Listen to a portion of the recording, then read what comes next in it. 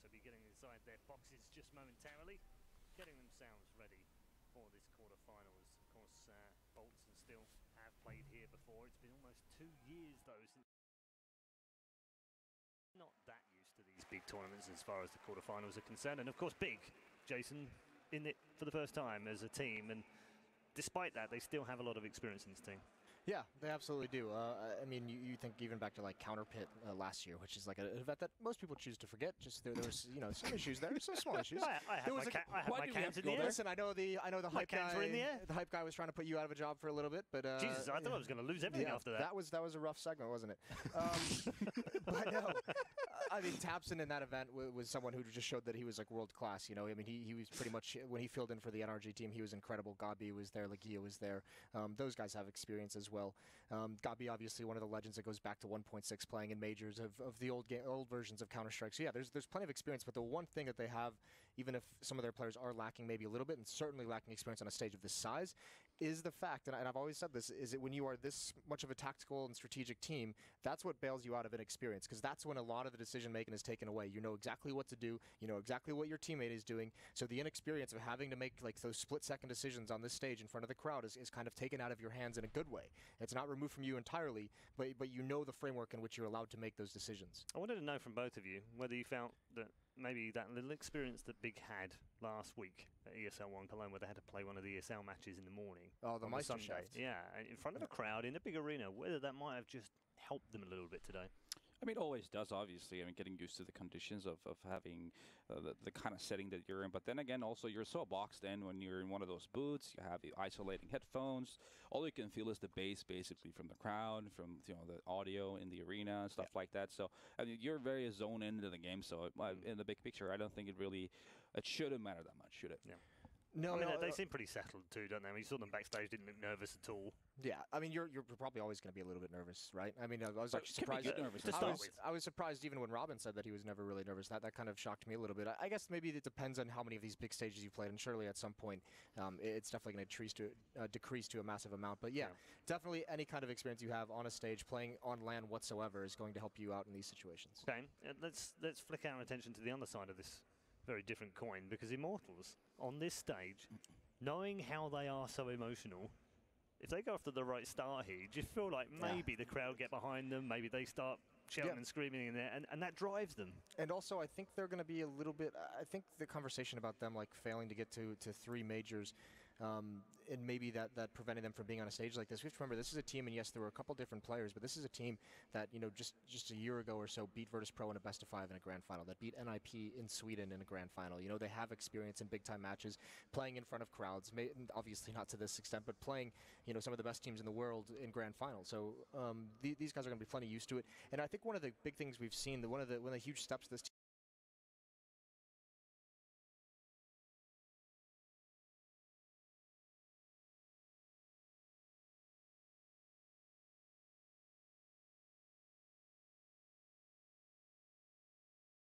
They have their buddy system going on, they're trading off well, they have some kind of structure into the things they're doing in the middle of the rounds, both sides. So that's one thing that sometimes the emotion, as we talk about, kind of drives them in a sense where they'll do moves that don't really make sense in a tactical team, such as Big as, you know, can easily kind of handle that kind of a situation. So they also need to be smart about decision making, they need to be smart about their retakes and how do they handle, in the case of if they need to play more passively or aggressively, just kind of sensing them feeling the game. That's something I think is going to be a problem for Immortals, to be honest with you. If they get too wrapped up in the emotion, too much in the heat of the moment, we have seen this team and these individual players make some of those mistakes in the post plants and the retakes. A team like Big is much more fundamentally sound, in my opinion, than this Immortals team, despite some of the experience that they might be missing. So, you know, Immortals is going to be very, very careful, because Big is going to be able to punish those mistakes if they're making them. Players that we would pick out that ordinarily we would want to watch in this game. Tabson is obviously the big one for Big, and we'd usually pick out Henny. But I want to switch focus a little bit to Lucas, because he's actually their highest rated player so far at this tournament. He seems to have been steady all the way through, not really having those big kind of highlight reel matches, but just being there all the time. Yeah, it's kind of a game of survival in a lot of situations. You've seen him do like 2-man mowdowns before dying, you know, making a massive difference in rounds, just basically not even potentially getting that many kills per se, but as long as you're alive in certain situations and in certain positions where it makes it awkward for your opponents, that's all there is to it. That's all you need to really do. Does he strike you as a sort of Crims style kind of guy? You know, that guy that does stay alive, does cause issues, he's a bit of an annoying guy to play. He's somewhere, I don't know where he is. You've just gone down the memory lane, haven't you? Yeah. Jeez. Yeah. I'm just rolling back the years, couple of years. It's only 2 years now, so come on. That's a big comparison to put a guy like Lucas at. I will say this. We have to remember, this is the player that before SK Gaming picked up Phelps, they were looking at Lucas. Lucas was kind of the guy they had tabbed as to be their next fifth, because he's another guy, I guess similar to Crims in this sense, but also someone like Taco. He's willing to do kind of the dirty work. He will, anchor a bomb site. He will play on his own on a certain side of the map and not go for the glory plays, but he's there to ensure that you always have, another option. He's there to make sure that his team can always rely on him to fall back and change up the strategy. And obviously, they go with Phelps, and you can't argue with that so much, can you? But Not right now. No, Lucas is having a great tournament individually compared to relative to what we've seen from the past. For sure. The chap we picked out this time round from Big is actually Nex. He's currently 5th on the HLTV ratings, which is great for him. You picked him out on day one, Jason, so we'll give you props for that, as saying the crucial part isn't whether Tabson can turn up, because we know he'll turn up. Yeah. It isn't whether Godby will come up with the strategy, because we know he'll come up with the strategy. It's whether Nex can be that guy that we saw 2 years ago. And also if Kiev can support that too. I mean, the cool part about this team is that Kiev is not potentially like the kind of traditional op. He's not like, super mobile, dynamic, running around, but he's been used in a lot of different ways. You can even see him lurk sometimes, or being on the opposite side of the map, trying to make an opening to then cause a rotation from the opposition before an execute happens onto a bomb site. It's good to see Nex having a tournament like this, because I've always kind of said they need that second guy, and he's the one who's kind of tabbed up to be that person to send next to Tabson. Unfortunately, since he's had such a tough career over the past 2 years where he hasn't kind of lived up to the potential, it's going to take more than one major to kind of get over that kind of stigma surrounding him. And if I was picking something to watch on the big side of things, I wouldn't even pick a player. I'd just say watch the mini-map. This kind of a tactical team. You're actually, if you watch the mini-map, it's going to be a thing of beauty, just being able to see how Big reacts to certain situations when they get different reads, when they get more information, and just watch them moving across the mini-map. Those little blue or red dots are going to be the best thing to watch. I don't know if it's true or not, but apparently Chad is fantasizing over these kind of games. Yeah. Literally blows up the mini-map on the screen, doesn't watch anything else. Yeah, no, that's... I think every analyst is kind of like that with a team like Big. You also do it with a team like Astralis, as you can watch them take map control. But the way, and even SK to a degree, I mean, the way they make calls in the mid-round is just so much fun to watch for an analyst. I've said, if you like beautiful Counter-Strike, this is your team. Who knew we had CS porn? I know, right? My guilty pleasure is watching beautiful retakes. Beautiful retakes. See, whereas I'm more of a like, old ham-fisted, just go out and guns blazing. Yeah, well, that's a different I'm not sure how we're supposed to be taking this with the metaphor that we have going on at the moment. No, probably ought to move away from that very quickly. Move along. Yeah, indeed. Let's turn our attention towards the map pools of the various teams. You guys basically feel like you've got this figured out, but there could be a couple of curveballs, Jason. Yeah, there absolutely could be, and I think the big one is going to be if Immortals is going to take Inferno away from them, because it's also a map that Immortals has been pretty decent on and doesn't mind playing at all. So if you look at Big, they haven't been tested on any other map. It's 3 Infernos to get them through the group stage to this point, and it's insane, because coming into the major, Inferno was a map for Big that they had 0 wins on versus other teams that were at the major. So they've been great with it, and actually Immortals is going to take Nuke out, which is also Big's usual ban is Nuke. I would have just straight up ban Inferno, because I mean, it's one thing to even go through the demos, it's one thing to just analyze what's going on, but it's always very different to play against. And Fallen was saying how hard it is to play, and we've seen obviously that they're a very, very good team on the map. You at least float Nuke, right? Because now what you've done is you've just given away the veto, because that's their ban. So now Big just gets to go after one of your best maps or one of their worst maps. They basically just get a free ban out of it. So that's early victory in that veto is big. That's a very strange choice, isn't it? Yeah. So Immortals are going to pick Cobble. Map that's been pretty good to them in the past. It's something they've been able to hang their head on. They've gone through some rough patches with it, but this is a map that Henny especially does a very, very good job. His style of opping is going to be very, very keyed towards the statue over in the B bomb side, the platform as well, being mobile, being able to aggressively peek and get behind cover. That's going to be good stuff for Immortals on this map. All right, let's wait for the pick from Big. You'd assume it will be Inferno, but...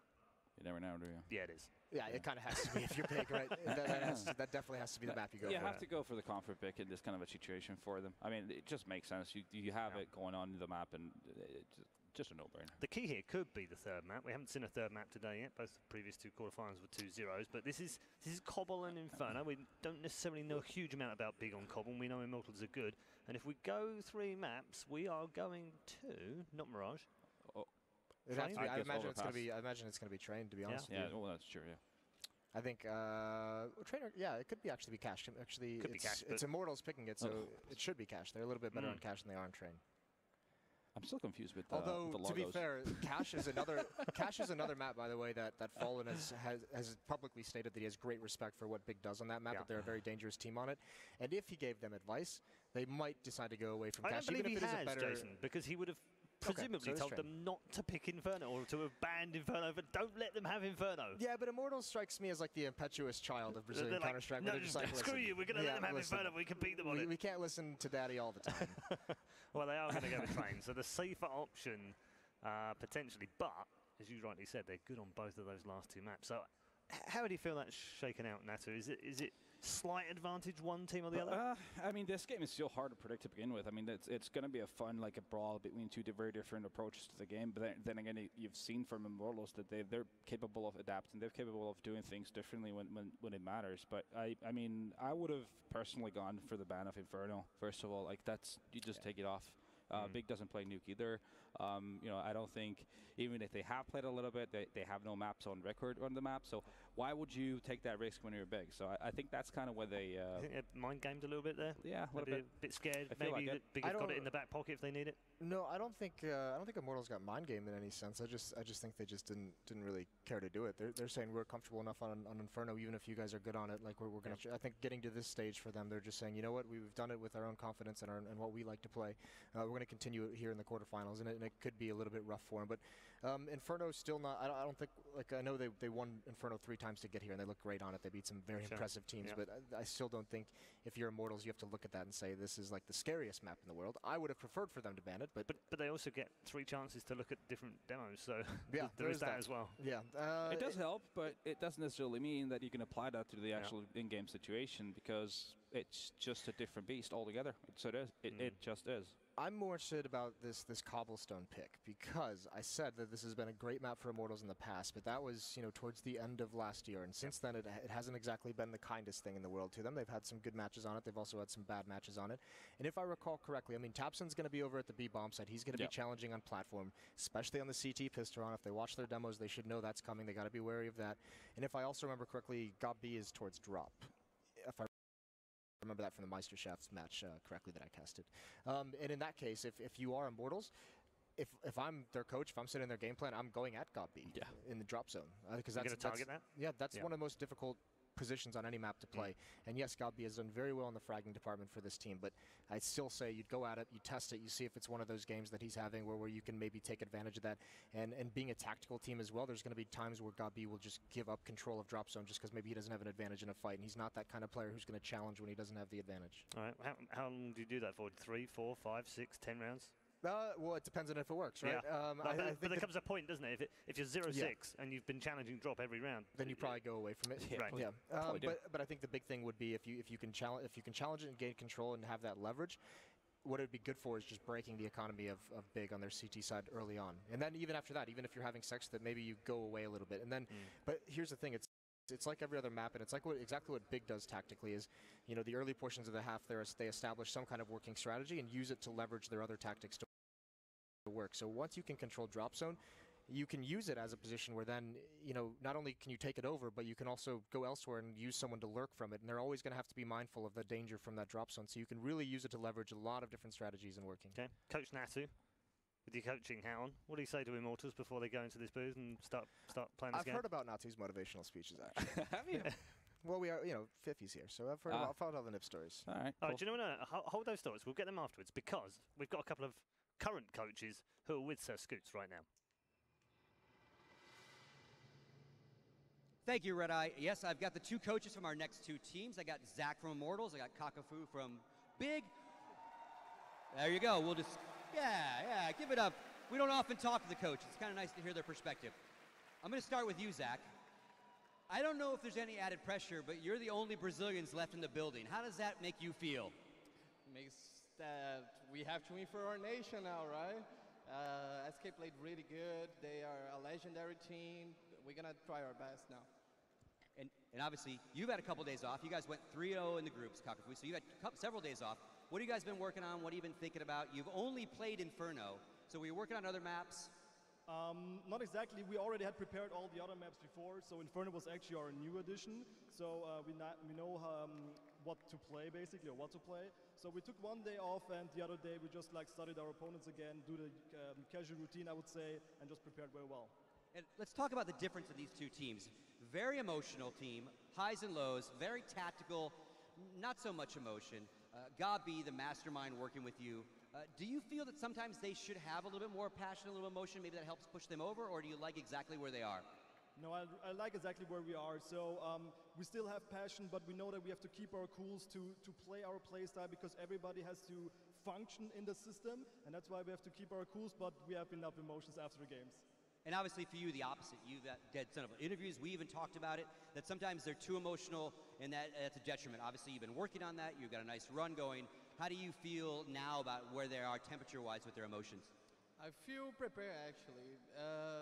In the group stage, we lost pistol rounds, first game rounds, and they still with high hopes to win the game. So I think they feel good. And one last question for both of you. You both have first-time major players, right? You've got 3. And you've got 1. So for you first, Keeve joining the lineup, obviously first major for him. How's he feeling?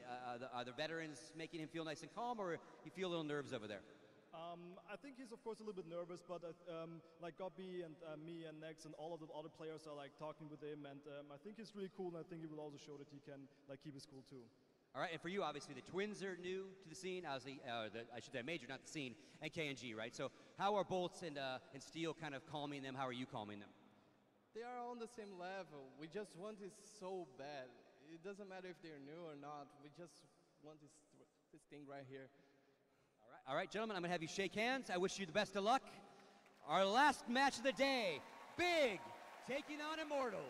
Back to you, Red Eye. Yes, thanks very much, Scott. With the interviews with the two coaches, let's get the thoughts of Coach Natu now. Yeah. No, I mean, what I would say when you're Immortals is just don't over-rotate. You know that Big is going to be the kind of team that's going to make you bait you into rotating a lot of times. They'll make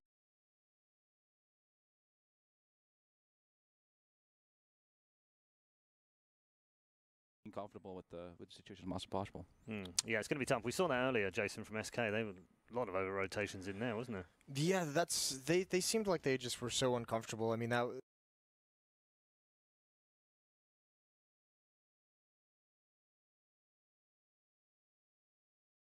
felt like we could read them so well in this matchup, and specifically Device onto Fallen, who's also the in-game leader. I mean, Device just had his number. So when you start feeling that uncomfortable as well at an individual level, it starts to affect some things. And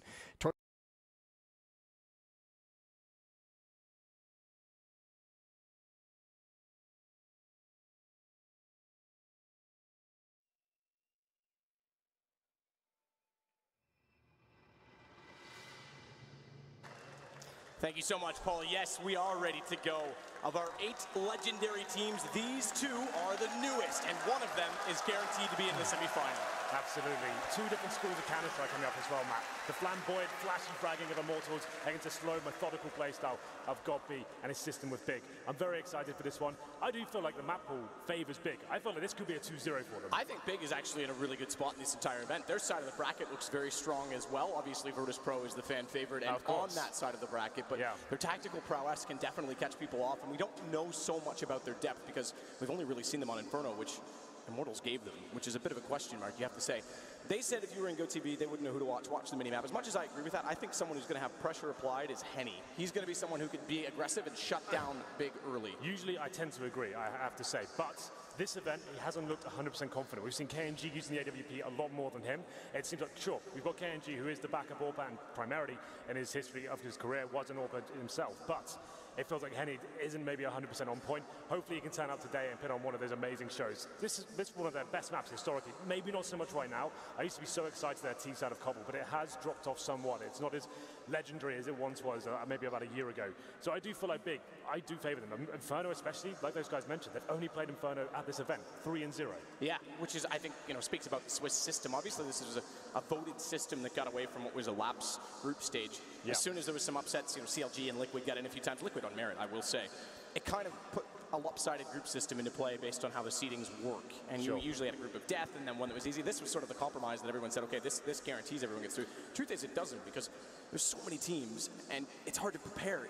It creates an element that underdog teams have a huge chance to actually perform into if they've done any preparation at all, any map work at all, because they, as opposed to our top 8 or our teams we see at every event, don't have as much on record that people can study.